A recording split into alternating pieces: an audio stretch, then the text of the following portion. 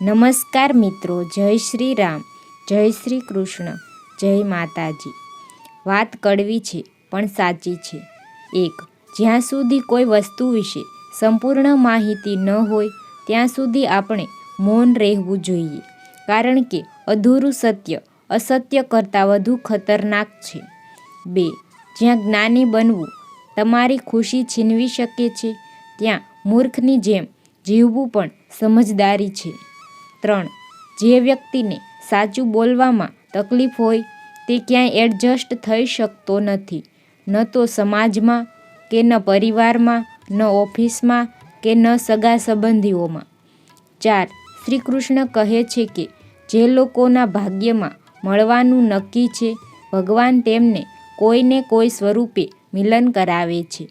5. વૃક્ષની ડાળી પરથી ખરતું એક પાંદડું પણ આપણને શીખવે છે કે જો તમે જીવનમાં બોજ બની જાઓ છો તો તમારા પોતાના લોકો તમને નીચે લાવશે. 6. એકવાર જો કોઈ માણસ પરનો વિશ્વાસ ઉઠી જાય પછી તે ઝેર ખાય કે શપથ ખાય તેનાથી કોઈ ફરક પડતો નથી.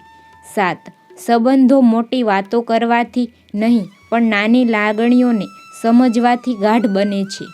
અરીસાની કિંમત હીરા કરતાં ઓછી હોઈ શકે પણ તેની કિંમત હીરા કરતાં વધારે હોય છે.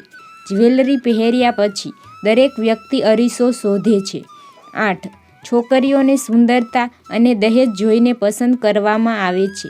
સંસ્કાર અને ગુણ લગ્ન પછી જ જોવા મળે છે. 9.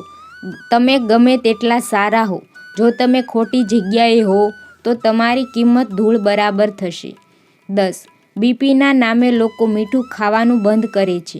આપણે ખાંડના ડરથી મીઠાઈ ખાવાનું બંધ કરીએ છીએ, પરંતુ ભગવાનના ડરથી આપણે કોઈનું અપમાન કરવાનું અને કોઈનો અધિકાર છીનવવાનું બંધ કરતા નથી. 11. જે લોકો કારેલાથી કડવા હોય છે તેઓ મુશ્કેલીમાં મદદ કરે છે. જે લોકો સાકર જેવા ગળ્યા હોય છે તેઓ ઘણીવાર છેતરે છે. 12. જીવનમાં કોઈને ઓછું ન આંકશો. આખી દુનિયાને ડૂબાડનાર સાગર તેલનું એક ટીપું પણ ડૂબાડી શકે નહીં. 13.